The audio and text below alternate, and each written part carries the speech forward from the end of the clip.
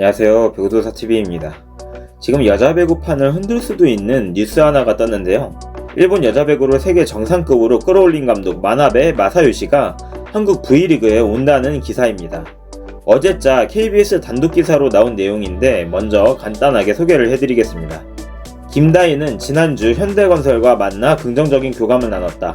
그런데 변수가 발생했다. IBK 기업은행이 김다희 영입전에 참전한 것이다.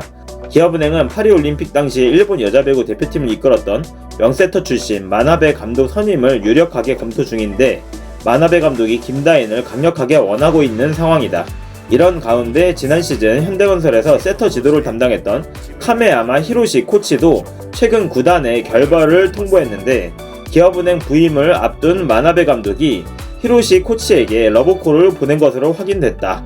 세터 김다인이 충분히 흔들릴 만한 조건이 만들어진 것이다. 김다인은 현재 현대건설과 기업은행 사이에서 거취를 고심 중인 상황이다. 마나베 감독은 김다인과 조만간 면담을 나눌 계획인데 김다인은 면담 이후 금명관 최종 행선지를 정할 예정이다. 김다인은 현재 원소속팀인 현대건설을 향한 의리와 애정이냐 세터로서의 한 단계 성장이냐 사이에서 깊은 고민을 하는 것으로 알려져 있다. 이런 기사가 나왔습니다.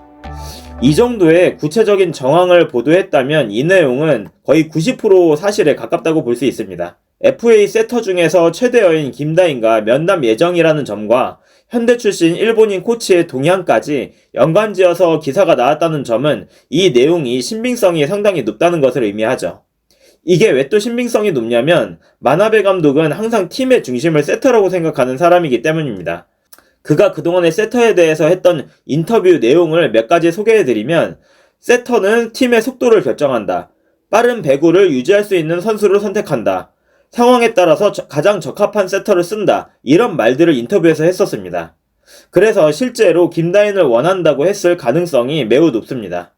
마나베 감독은 세터를 볼 때 피지컬보다는 토스 안정성과 스피드를 우선적으로 보는 편입니다. 그리고 이미 마나베 감독은 김다인을 잘 알고 있습니다. VNL 때 충분히 볼 기회가 있었기 때문이죠. 또한 몇 차례 올림픽을 통해서도 우리나라 선수들을 볼 기회가 많이 있었습니다. 배구 팬들이라면 잊을 수 없는 바로 그 런던 올림픽 3, 4위전에서 우리를 이기고 동메달을 일본이 거뒀을 때 감독이 바로 마나베였고 세터가 마나베의 심장으로 불렸던 다케시타였습니다. 다케시타는 김연경의 동료로도 우리나라 팬들에게 잘 알려져 있죠. 마나베는 일본 대표팀을 2차례 이끌었는데 1기라고 할 수 있는 2010년 시절부터 가장 중요하게 본 포지션이 세터였습니다. 따라서 앞서 언급한 기사 내용대로 세터를 조건으로 삼았다는 이야기 전혀 과장이 아닐 가능성이 높습니다.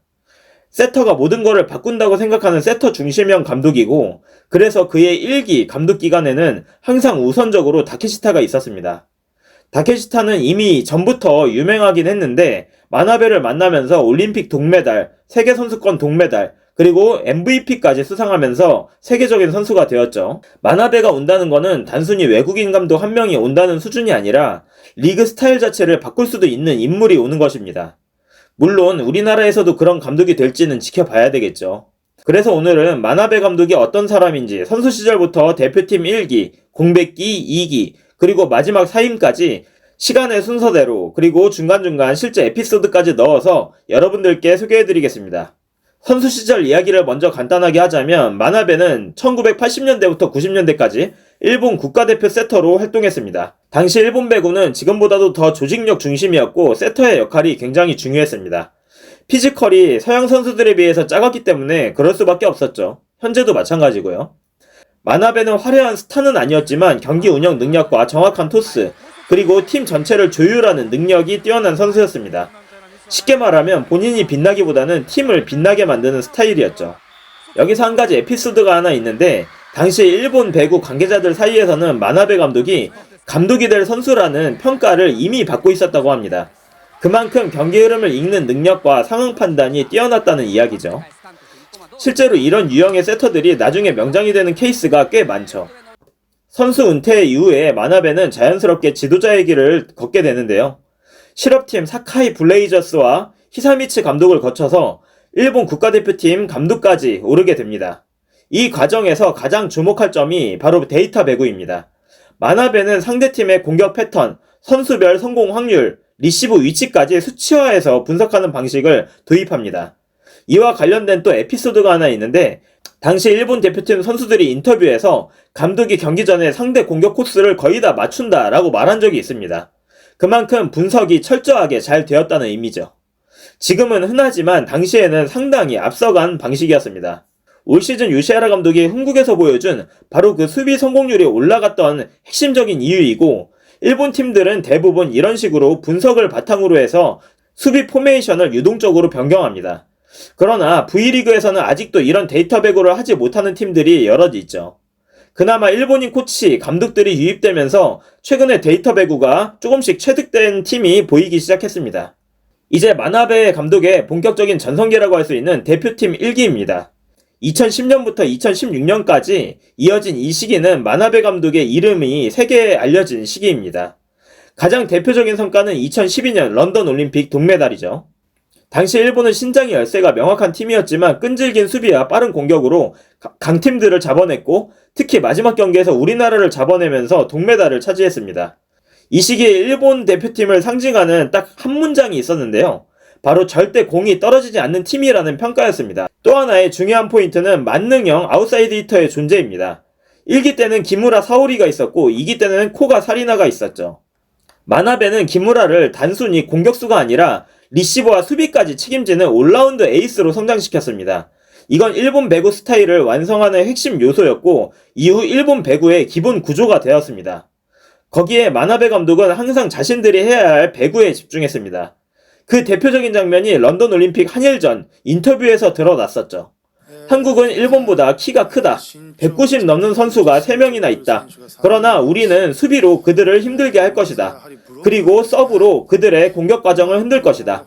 이런 식으로 상대에 대한 컨셉을 두고 전술을 짠 감독이기 때문에 일본은 신장의 열세를 극복하고 김연경이라는 스타가 있는 우리나라를 이길 수 있었던 것입니다. 하지만 일본 팀도 약점은 존재했죠. 바로 공격 결정력이 부족하다는 점이었습니다. 강팀을 상대로는 결국에 마지막 한 방이 부족했고, 이 문제가 2016년 리우 올림픽에서 크게 드러나게 됩니다. 기대를 모았던 대회에서 일본은 만족스럽지 못한 성적을 기록했고, 결국 마나베는 대표팀에서 물러나게 됩니다. 이후 2016년부터 2021년까지 공백기는 많은 사람들이 잘 모르는 시기이긴 한데, 이때 역시 마나베 감독이 굉장히 중요한 역할을 했던 시기입니다.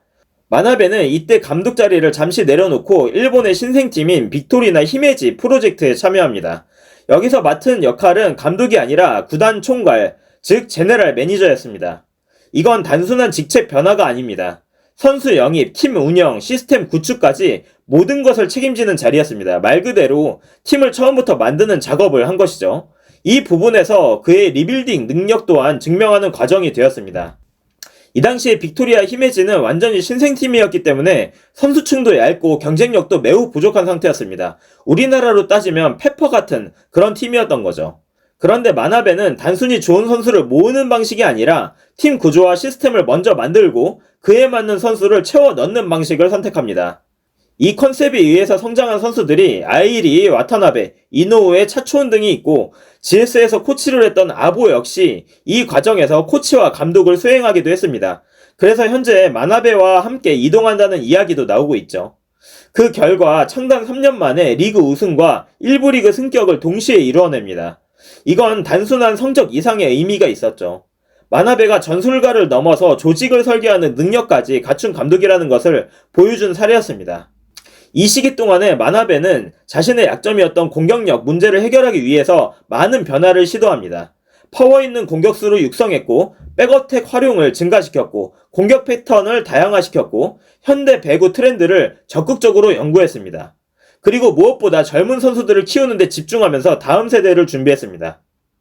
그리고 2021년에 마나베는 다시 한번 일본 대표팀으로 돌아오게 됩니다. 이른바 마나베 2기 시절이죠. 이번에는 분명히 이전과 다른 팀을 만들겠다는 의지가 보입니다. 기존의 수비 중심의 배구에서 공격력을 더한 보다 균형 잡힌 팀을 지향하게 되었습니다. 실제로 팀 스타일도 많이 바뀌었죠. 백어택이 늘어나고 파이프 공격도 늘어났고, 공격 템포도 훨씬 다양해졌고, 파워 있는 공격수들을 적극적으로 활용했습니다. 이시카와 마유라던가 사리나 코가 같은 선수들이 중심이 되면서 일본은 이전보다 훨씬 공격적인 팀으로 변합니다. 이 시기에 특히 국대급으로 분류되지 않았던 세터 이와사키를 국가대표로 차출해서 거의 주전급으로 쓰면서 일본이 VNL 준우승을 거머쥘 수 있었던 계기를 만들었습니다. 이와사키는 세계적으로 뿐만 아니라 일본에서도 인지도가 그렇게 높은 세터는 아니었는데 그 당시에 8강에서 중국의 천재 세터라고 불리던 딘샤를 압도했고 4강에서는 브라질의 주전 세터 로베르타마저 세터 싸움에서 압도를 하면서 다시 한번 마나베가 세터를 보고 키우는 눈을 증명했다고 할 수 있습니다. 그만큼 그 당시에 이와사키의 운영은 세계 어떤 세터와 비교해도 뛰어났습니다. 그러나 이기 역시 피지컬의 한계에 봉착하면서 마지막에는 이탈리아에게 우승을 내줬고 파리올림픽 8강에서도 역시 피지컬 최강 세계 1위인 이탈리아에게 무릎을 꿇었습니다. 피지컬 열세라는 약점을 항상 가지고 있는 일본팀의 딜레마죠. 이것은 현재까지도 이어지고 있고요. 이와 관련된 결과론으로 일부 일본 배구 팬들 사이에서는 예전의 일본이 훨씬 셌다라는 평가가 있기도 합니다. 즉 강점이 분산되면서 오히려 팀의 날카로움이 줄어들었다 이런 이야기를 많이 했었죠. 그러나 이탈리아한테 졌다고 실패라고 한다면 세계 모든 팀의 감독들은 다 실패라고 해도 될 정도로 현대배구에서 이탈리아는 넘사벽입니다. 제 관점에서는 이런 결과로 인해서 실패한 감독이라고 평가하진 않았습니다. 그럼에도 불구하고 2024년 마나베 감독은 대표팀에서 물러나게 됩니다. 공식적으로는 성적 부진에 대한 책임이었지만 실제로는 사생활 논란이 함께 영향을 미쳤다는 이야기가 나오고 있었죠. 일본 현지에서는 기혼 여성과의 관계 의혹이 제기되었고 이와 관련된 문제들이 팀 내부의 신뢰와 연결되면서 감독 리더십에 영향을 줬다는 분석이 있었습니다.